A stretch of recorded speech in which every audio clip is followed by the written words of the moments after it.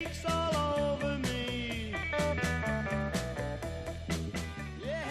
thing I remember about Lemmy, which is, you know, nothing to do with music, is he was obsessed, I think he still is, with one-armed bandits. You know, you know?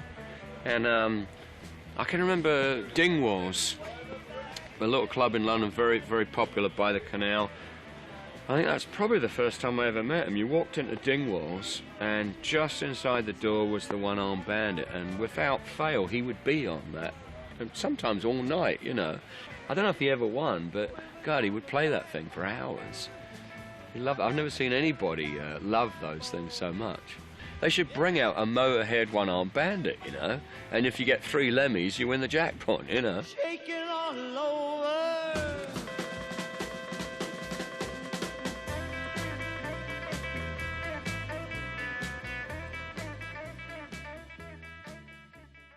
When it comes to rock and roll, you need something to believe in, you know? Like, integrity means everything. Musically, of course, when you go and you see a band and you know it's coming from the heart, it touches you even more because there's some sort of human connection. If you go up and see some robots just moving around the stage, you might as well go home and play a video game or something. But when someone's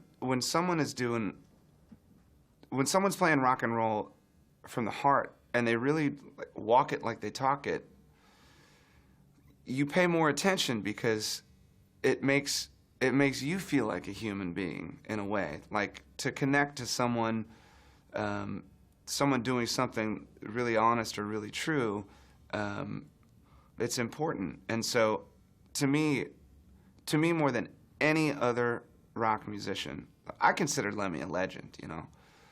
But to me, more than any other rock musician, he is the baddest motherfucker in the world.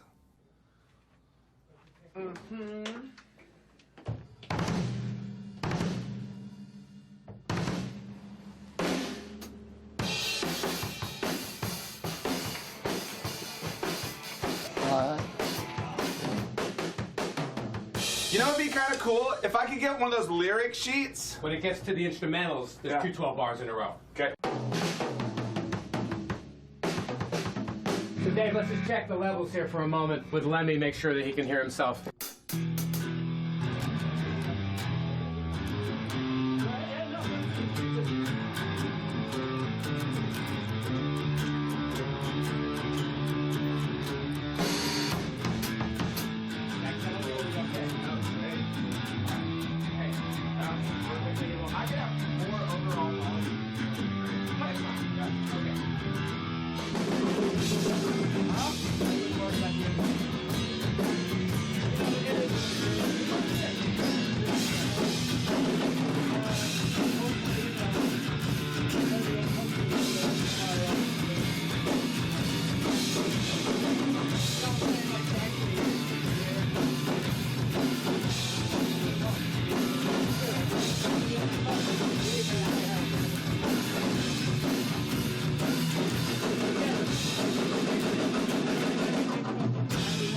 That one little spot when it's on the double chorus, I can just... Yeah, it's a double chorus, you know? Fuck no! For Christ's sake. What was Chuck Berry thinking? Chuck. I remember a show in England that I did with Meatloaf where the whole show was held up because Chuck Berry thought he hadn't been paid when his agent had been paid. Yeah. He wouldn't go on until he had a wad of money. He'd been fucked so many times, you know. In the 50s, you know, there was no rules at all. You know, a guy would pull a gun and say, I'm not paying you, what are you going to do? Or even in the 60s, and late 60s, Hendrix got burned fucking blind, you know. Yeah. I mean, he never saw any of the money. I was fucking standing outside of LAX once getting ready to get on a plane, and this young black guy comes up to me and he says, hey, I read in an interview that the only person that you ever want to meet is Little Richard. And I'd always said that, like, I don't give a fuck about anyone else. It's Little Richard, you know? Yeah. I said, Little Richard. And he goes, yeah, he's my dad. I said, shut the fuck, really? And he goes, yeah. He goes, come here. And there's this limo parked out front. And he goes, and the window comes down like, and this fucking Little Richard is sitting right there. I'm like, oh my God. Yeah. And he goes, hey, Dad. Oh, shit. He goes, this guy was, he's like, what? He said, this guy is a musician. And he goes, oh. And the fucking window comes down and goes, God bless you. How are you today? How weird must it have been to be gay and black in Macon, Georgia in the 50s? An amazing singer. The best rock and roll singer ever. I don't know who people consider the originator of rock and roll. That's who I think is Little He's Richard, because certainly, nobody else had. He was crazy. Him, you know? Elvis, and Jerry Lee Lewis. Jerry Lee Lewis, That's it. too. Those Elvis. three. Yeah. You can't tell who did the first, whatever, but like between them, they started rock and roll. Yeah.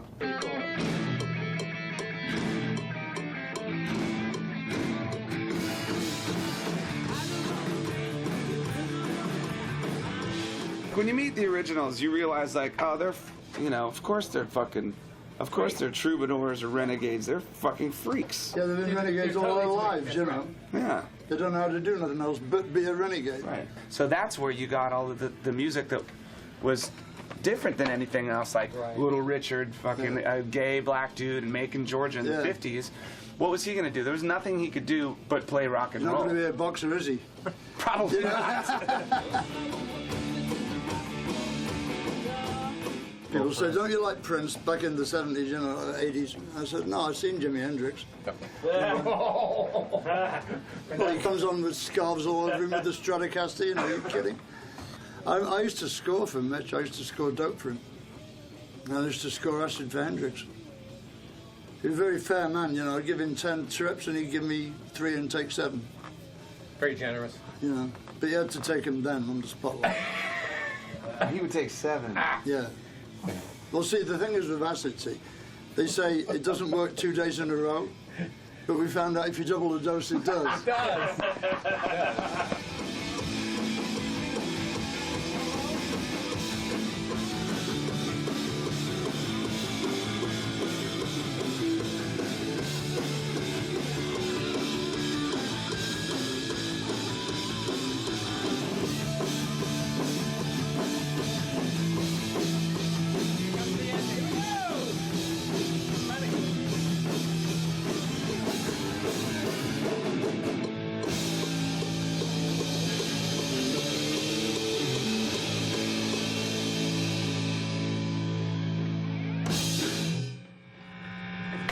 Yeah.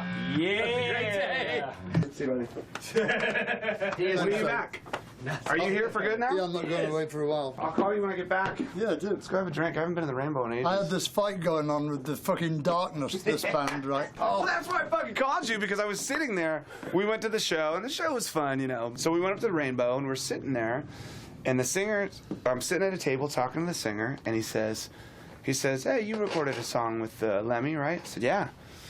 He said, yeah, we kind of have a little feud going with him right now. I was like, really? Why? And he said, well, he reviewed our record, and he said it was fucking shit, or whatever. It was a novelty And song. right, and I said, I'm like, oh, have you ever met him? He said, no. Because I don't think you'd met him before, had you? He said, no. I'm like, oh, dude, he's the fucking greatest guy. I mean, he's really, yeah, well, you know, so I called him a fucking cunt or something in the press. I'm like, oh, you know, honestly, he's a good dude. You like him.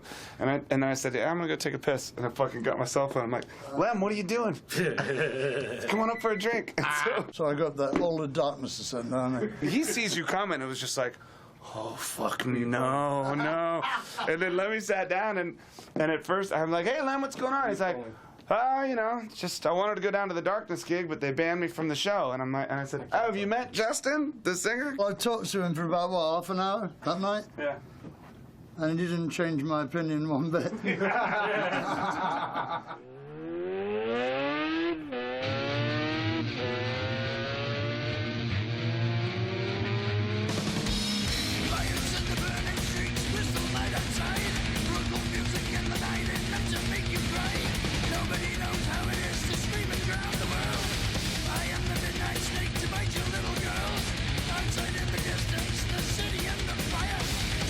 Well, Rainbow Barn Grill is the most famous restaurant bar where musicians and hanger-oners and groupies, it's sort of like the place to go hunt and the place to die at the same time. It's a rocker place. If you're a rock and roller, you come to the Rainbow. If you're not, don't come here.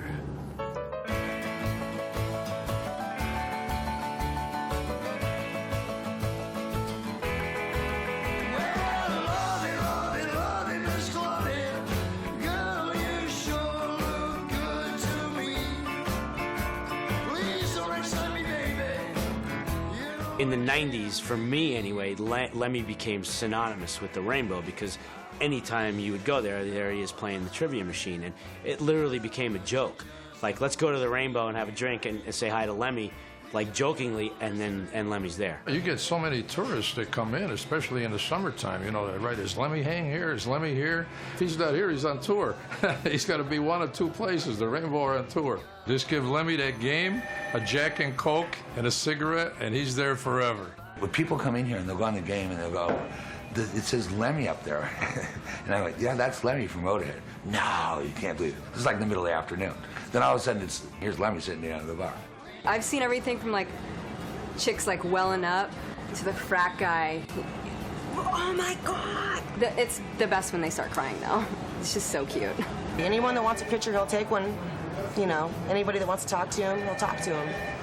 But you gotta let him play his Megatouch first. We would just be sitting there playing it, some sort of weird heavy metal meditation mixed with Jack and Coke and something else that we won't disclose, you know.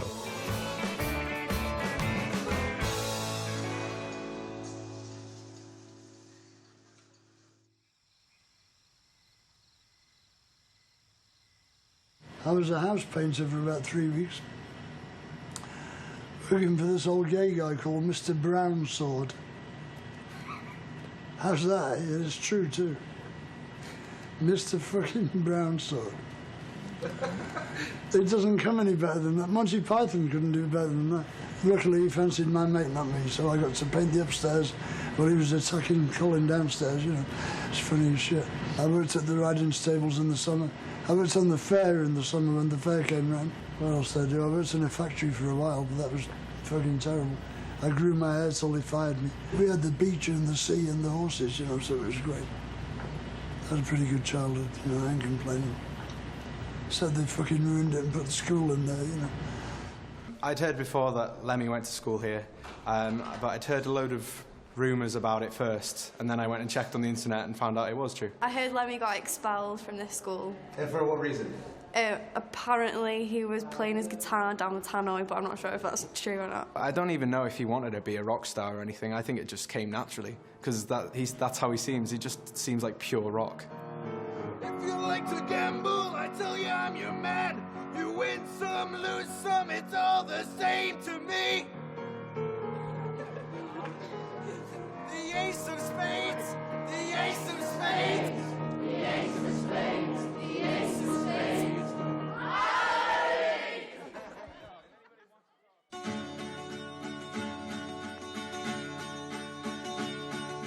Dandy, dandy, where you gonna go now?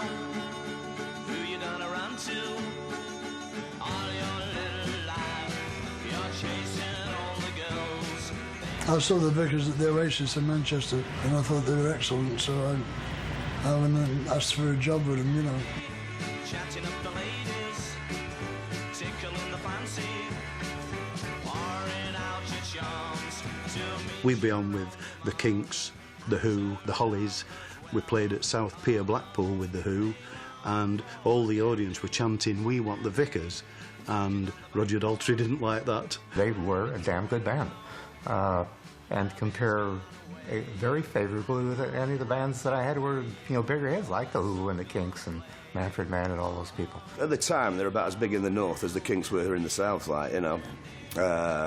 We just tour all around the north of England, really. We couldn't even get arrested in London. North of Birmingham, we were big stars. This is 1965-6. We were on £200 a week each clear. That's like 4,000 a week each now.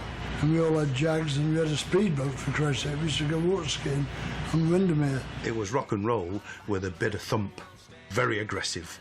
And he would actually go up to his amplifier and feed his guitar back, and he would make him scream. See, when I first joined the Vickers, they were ambitious. They settled into this routine of doing the same gigs every year, you know, the circuit. And they became, in the end, in fact, a cabaret show, you know. So it wasn't for me, really. You wanted to be in the thick of it in London, like, you know. And we didn't.